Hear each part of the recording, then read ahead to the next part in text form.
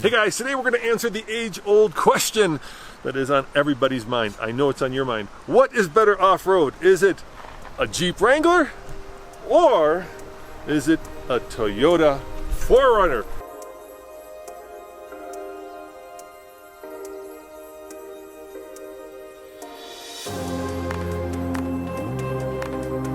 There's 3 400-foot drops at the end of this trail that are some of the longest, steepest downhills that I've ever seen in Colorado. It truly is one of the best trails in Colorado. It's definitely an icon. I think I can climb out of this. Let's see. Come on, A-Track.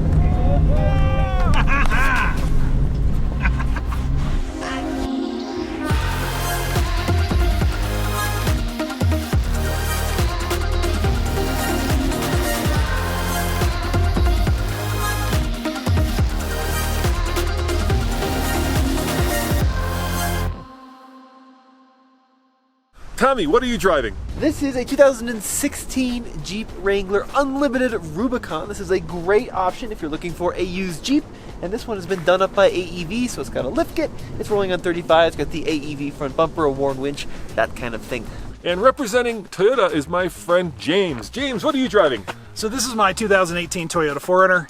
It's on a 3-inch lift with 33-inch tires and arm underneath. Pretty much the standard spec for a modified Toyota here in Colorado.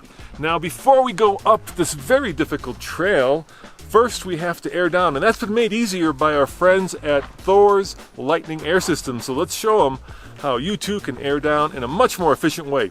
So when you get this hooked up, it's going to measure total system pressure. So we're at 35.4.5 across all of them. Turn this valve and it airs all 4 of them down at the same time. Not 1, not 2, not 3, but 4 tires at the same time. And you got this little digital readout, and then you can see on the fly, twist it, that's going to drop down, it's letting air out, and then you can check it again, 30.4 now. And on a hot day, guys, you can also, oh yeah, that is good. Wow.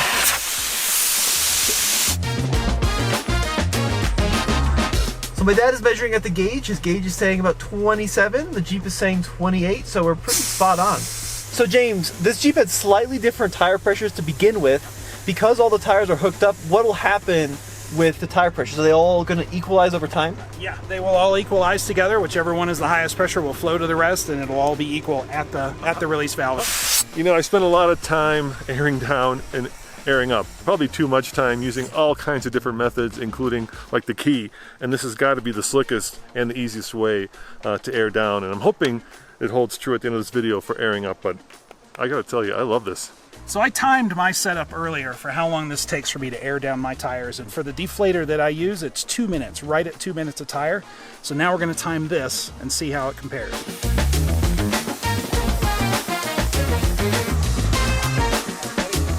On the dot, and that was 1 minute and 47, where normally it would take me 8 minutes to air down all 4 tires. So this is really fast. Now you guys may be wondering, how are we going to determine which of these two is the better off-roader? Well, I'm going to have the boys vote for the better off-roader at the top of the mountain. Now, if they decide to vote for their own rigs, which isn't a given, then I'm going to pick the winner by riding halfway up the trail in the JK and halfway up the trail in the 4Runner. So what I think is really cool about this comparison, guys, is usually here at TFL we're doing new vehicle comparisons, and let's be honest, some of these new vehicles are like $65,000, $70,000. And then we also do a lot of stuff like in our new Cheap Jeep series over at TFL Car, where we're focusing on vehicles that are $5,000. But what if you want something in between, like that low $40,000 territory, where you want a newer vehicle that is going to be reliable but is also very capable? Well, that's why this comparison is fun, because both of these can be had for, in the used market, about $40,000. Break that down for us, Tommy. What did we pay for that Jeep and how much was it new? So new, this Wrangler was high 40s, and then it went right to AEV, where it got something like $15,000 in mods and came out in the low 60s. But we bought this last year with 60-some thousand miles for, I want to say it was like 36 or 37,000 bucks. All right, and James, how about this? What did this cost when you bought it? So I bought this 4Runner brand new to off-road it. I paid $37,000 before tax, title, and license. I put another $11,000 into it in mods, which puts me right at about $49,000 total.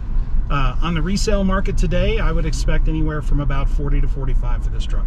Now, obviously, guys, the mods on these vehicles are not quite apples to apples, but they are very characteristic with how most folks mod their Wranglers and their 4Runners. Yeah, but there is a difference, Tommy. First and foremost, the Wrangler has the advantage because it has a locker in the front and it has a disconnectable sway bar. Yeah, that's true, but let me tell you what, James coming up here to the mountains definitely had the advantage because this steering was all over the place and the engine was screaming, and this may be a very, very, very capable vehicle and this kind of thing, but if you're planning on daily driving it, that 4Runner is going to be a better option. Hey, I have an idea, Tommy. What do you say you guys switch halfway up as well, and that way you can each try each other's vehicles? No, that's okay. I'm very happy with this Wrangler, Dad.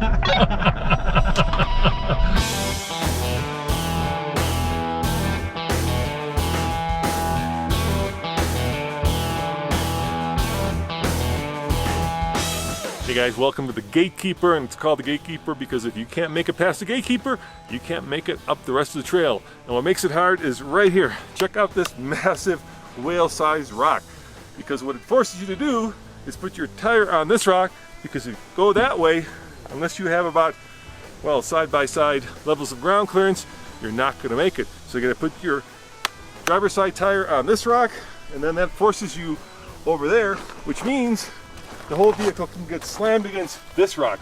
And I know that because we've taken out a wheel or two on that rock. Remember when we took the Hummer EV up here? Yeah, that was also pretty challenging is the word I'll use to put it lightly. Yeah, 9,500 pounds of electric vehicle tends to dig in more than actually make forward progress. 100%. Yeah, that was tough. I'm not gonna lie, that was a pretty tough trip.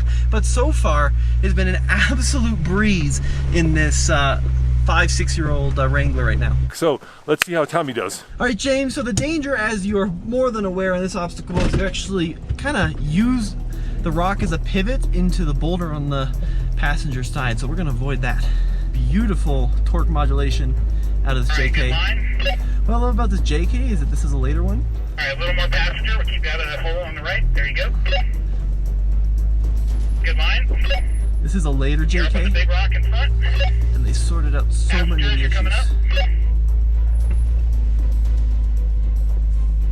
Didn't scrape a bit. Look at that. Wow. Just a little love tap, James. Easy mode, easy mode. Thanks, buddy. Beautiful line. The good thing is, if you scrape on this, Yeah. you can blame my crappy line. That'll show the difference. That'll- Bad spotting. yeah, it's bad spotting. Yep. Tommy's trying to win. Oh, you're all coming at it. Look at that. So I was the driver. Yep, you're about to climb in about 2 feet. Start to climb. Looking good from where I'm at here. Ooh.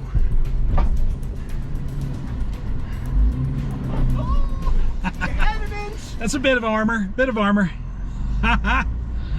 So where Tommy did not high center on that, I kind of did on my gas tank. So I bounced a couple times off my gas tank, it pushed me to the right, and then up I go. To James's credit, walked right up that. Very impressive performance out of that 4Runner. You could really see his driving skill come into play. He took a little bit of an angle and came right up. Great work, James. All right, James, just if people don't know, not only are you a friend of mine, but you also are kind of, well, you run the FJ Facebook page, right? Yeah, Colorado FJ Cruisers.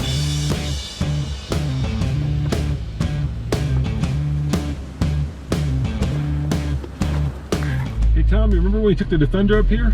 Yeah, this one rock is where we both got a flat tire. 2 flat micas here. G'day!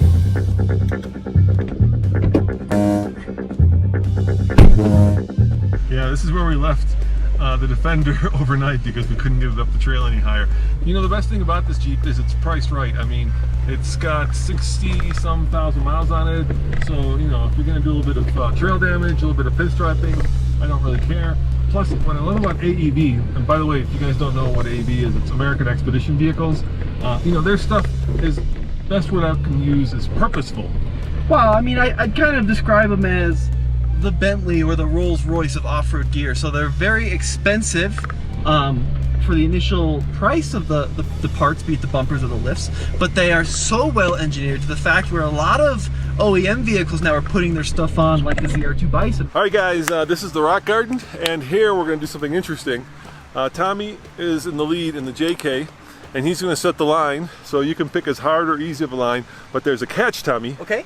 And that is, James is going to try to follow you in that line. And the reason you're going first is because you've got the bigger tires, which usually means you've got more ground clearance, which usually means you've got a better chance of making it up. So you pick the line. James, are you good to try to follow? I'm fine with that. Extra challenge, no lockers. Okay, James wants no lockers. I'll give it a go, and then if I get stuck, I'll lock it up. All right, James has put down the gauntlet, so I'm gonna make it as hard as possible on him. So no lockers. Thank you, James. We're just gonna see how this beast does. I'm gonna make it extra hard on purpose on him. Nice little boulder there.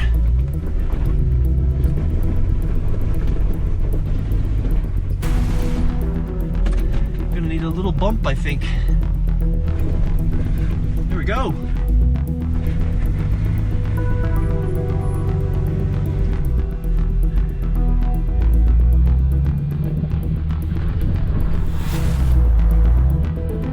Oh yeah! Come on, Jeep!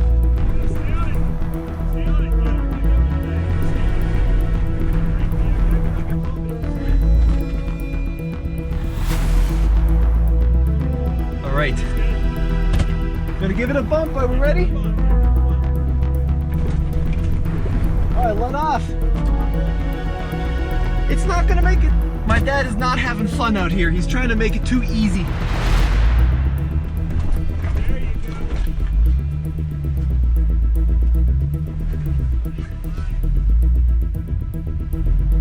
Come on, Jeep.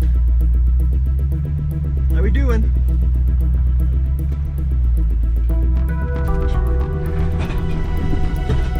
That's what it's there for, Dad.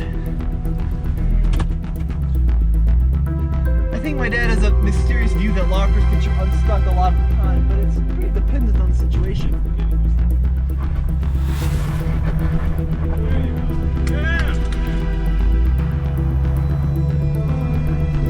All right. Jeep was working hard up this.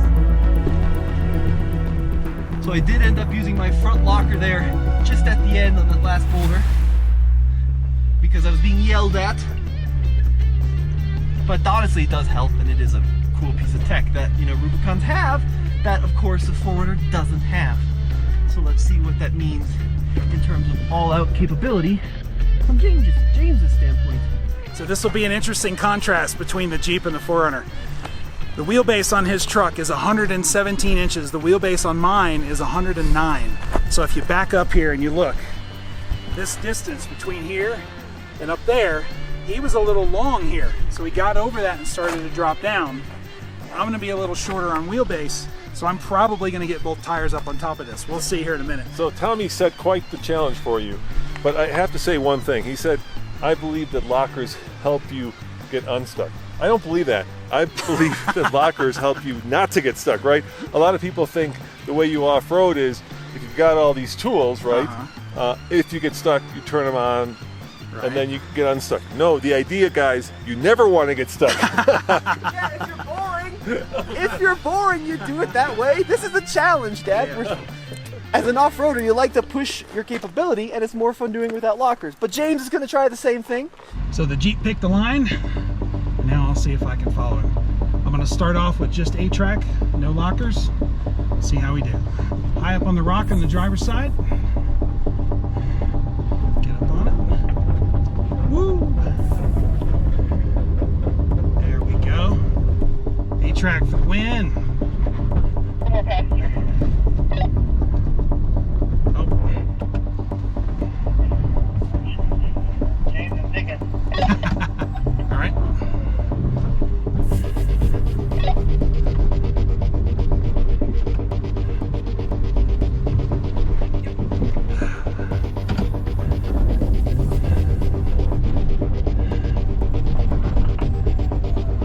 Alright, you're trying to climb on the driver. No!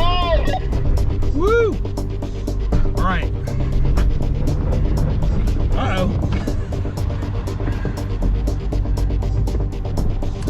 Bump it just a smidge.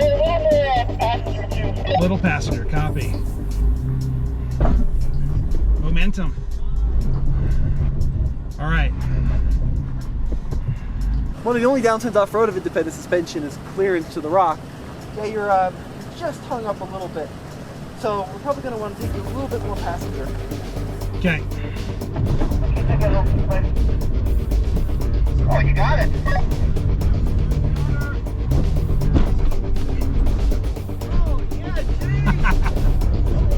Uh-oh. All right, I think I can climb out of this. Let's see. Come on, A-Track. Come on, A-Track. Woo! No lockers, folks. No lockers. So where I use locking differentials, James used skinny pedal, and I'll tell you which one looked cooler. Dad, which one looked cooler, lockers or skinny pedal? You know, James definitely took the Nathan approach, which is momentum. But the downside of that is you're more likely to break things. But he didn't, because it's a Toyota. But he didn't. But Yeah, it was impressive driving from James. Nice work, James! Thank you. But you know, at the end of the day, I think the biggest difference besides the front locker is the size of the tire, right? We can't underestimate how much difference that 2 inches makes, right? Because it just gives you more of everything.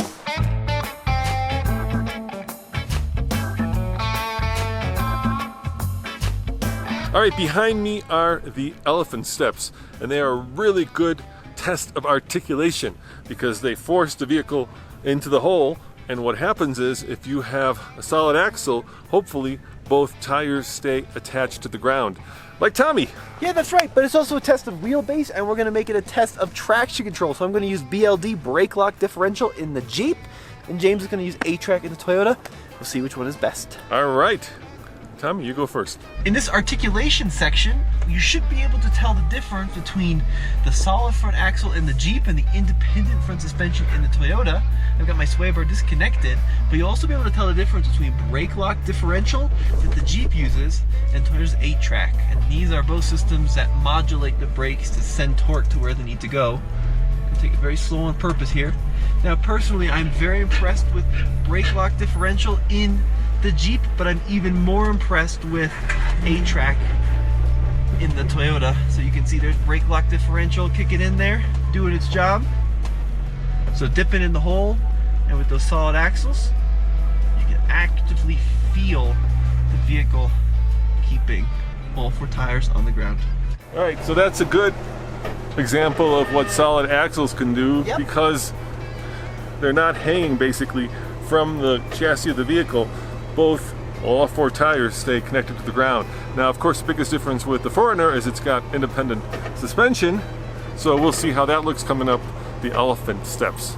You can hear the A-Track a lot on this, the ABS a lot on this. There's a lot of like whoop-de-doos left and right here. There we go. I'm gonna stay steady on the throttle. There we go. All right, watch the roots on the left. Flex, flex, flex.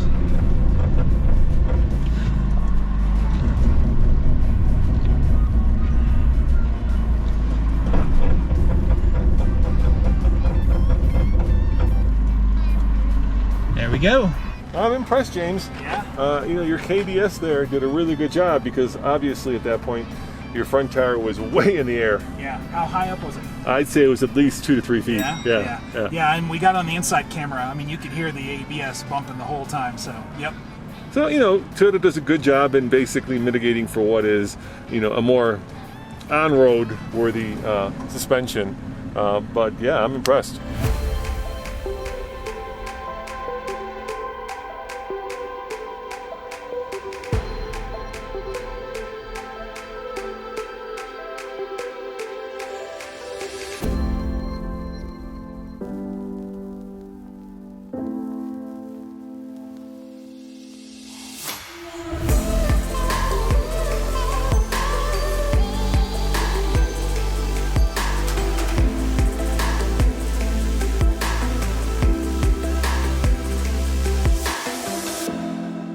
All right, boys, we made it to 12,801 feet above sea level. So, Tommy, if you had to choose a vehicle to take up here, which would it be? Well, I thought off the bat the Jeep was going to perform better. It's on bigger tires, just got the front locker. But honestly, James in his driving school in that 4Runner really impressed me. And there were only a couple of areas where he scraped a little more than the Jeep, so I was very impressed with the 4Runner. So you take the 4Runner? No, I still think ultimately the Jeep is a harder core rock crawler, right? But on the road, the 4Runner is better. How about you? I think to drive here, I would drive this. To drive on the trail, I would drive that.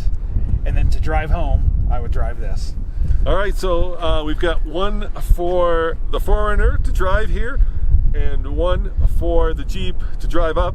I'm going to say exactly what you said, and I'm going to give it to the Jeep off-road. I'm going to give it to the 4Runner on-road. Well, I think what it comes down to is how often, what kind of trails are you using your rig for, right? If you're doing 8, 9, 10 trails regularly, then the solid axle, the lift kit availability on the Wrangler, and just the ability to fit a big tire is worth it. If it's going to be on-road 90% of the time, like most vehicles are, the 4Runner is just a better option. All right, now we have to get down the butt clencher. Yep. And then we got to air up, and I'll show you something really cool.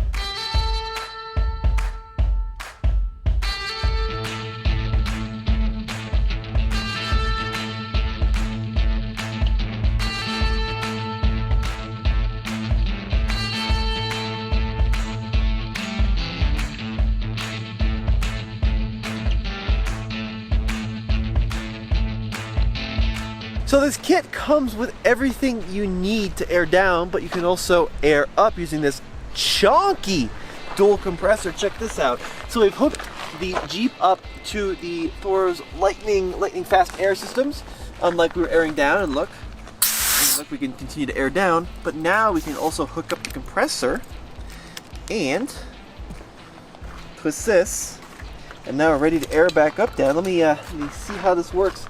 Just push on. There we go. You can see it's airing up all 4 at once.